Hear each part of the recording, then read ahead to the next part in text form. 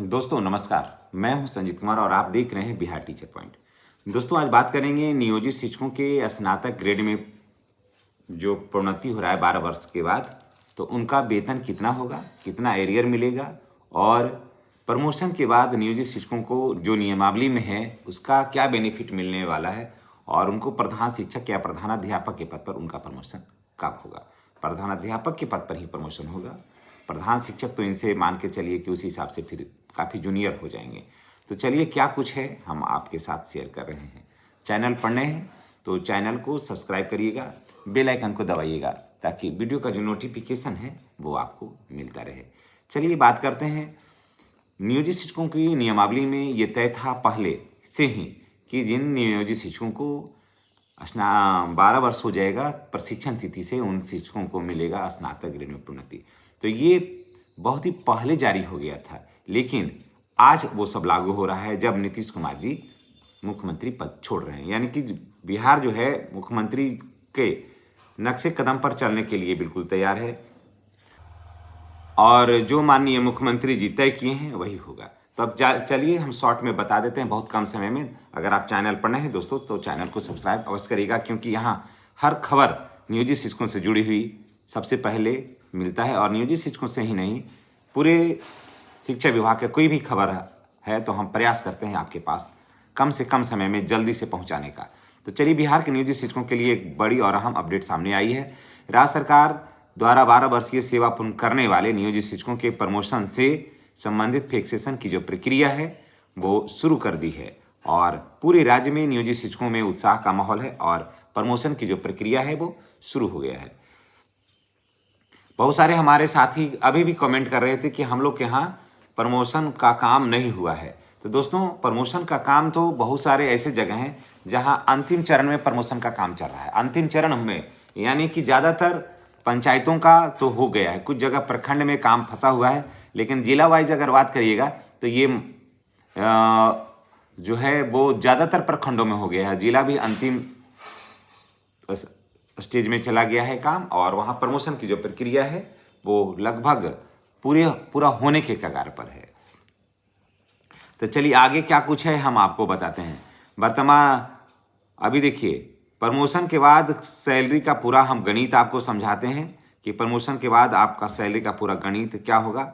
ये सारे बातों को हम लेकर के आए हैं, इसके पूरे गणित को हम लोग समझ लेते हैं। उसके बाद आपको आइडिया हो जाएगा कि नियोजित शिक्षकों का पेमेंट कितना होगा और आपको क्या बेनिफिट होने वाला। अगर आप नियोजित शिक्षक हैं, अगर आप सक्षमता परीक्षा नहीं दिए हैं तो आपको क्या बेनिफिट होने वाला है। देखिए नियोजित शिक्षकों का जो है बेसिक पे कितना है, 1/1/2024 को कितना था, 32,160 रुपया, ठीक है।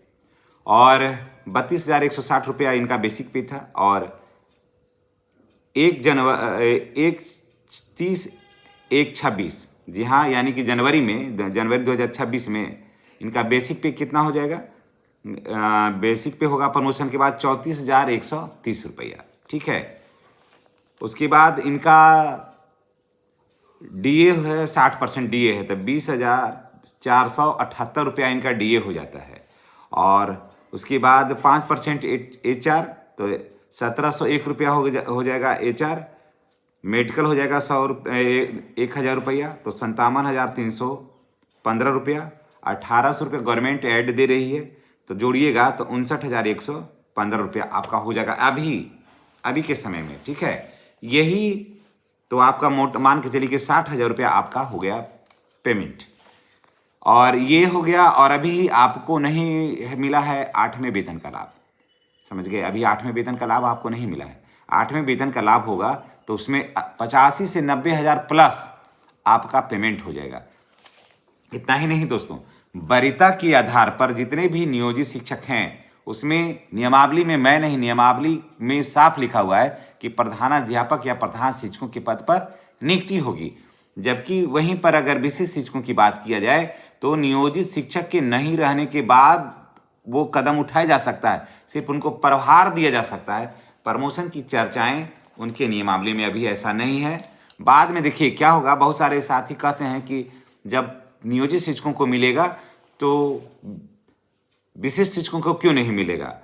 हाँ, बात आपका कहना सही है, लेकिन मैं बात ये कहता हूँ कि मैं संभावनाओं पर आधारित बातें नहीं करता हूँ, क्योंकि नियमावली में ऐसा नहीं है।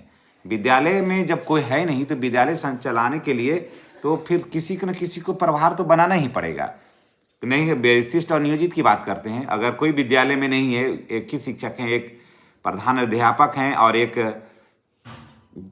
TRE 3 से शिक्षक आएंगे, तो प्रधानाध्यापक की तबीयत खराब हो जाएगी तो कौन विद्यालय के प्रभार में रहेगा?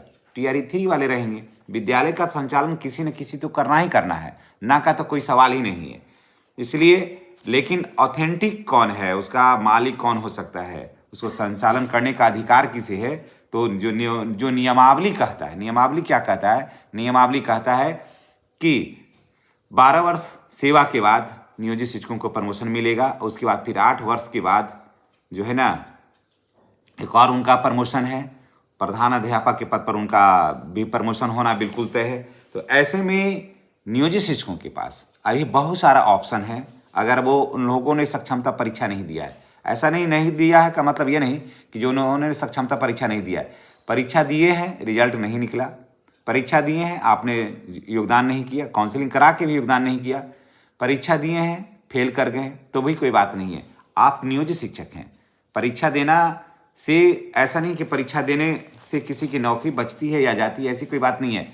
परीक्षा देने से वर्तमान शर्तों पर राज्यकर्मी का दर्जा जो हासिल करना चाहते हैं उनके लिए था सक्षमता परीक्षा, ना कि सेवा में बने रहने के लिए था सक्षमता परीक्षा, ना कि सेवा में बने रहने के लिए है सक्षमता परीक्षा। तो चलिए इसी के साथ हम आपसे विदा लेते हैं। आप ये जानकारी देते हो कि नियोजित शिक्षकों का भविष्य कल से बेहतर, आज से बेहतर कल है, होने वाला है और हुआ भी। ये संघर्ष की जितनी भी राहें थी वो सब समाप्त हो गई है और आने वाला कल और भी बेहतर होगा और 60,000 प्लस हो जाएगा अभी आपका वेतन, है ना, वेतन हो जाएगा। और जिस दिन से आपका 12 वर्ष पूरा हो गया, जिस दिन से आपको 12 वर्ष पूरा हो गया, उस दिन से आपको एरियर मिलेगा, जिसमें कम से कम लाखों रुपये आपके पास एरियर मिलने की संभावना है। तो चलिए इसी के साथ हम आपसे विदा लेते हैं। नेक्स्ट वीडियो में हमारी और आपकी फिर मुलाकात होगी। चैनल पर नए तो चैनल को सब्सक्राइब करिएगा। धन्यवाद।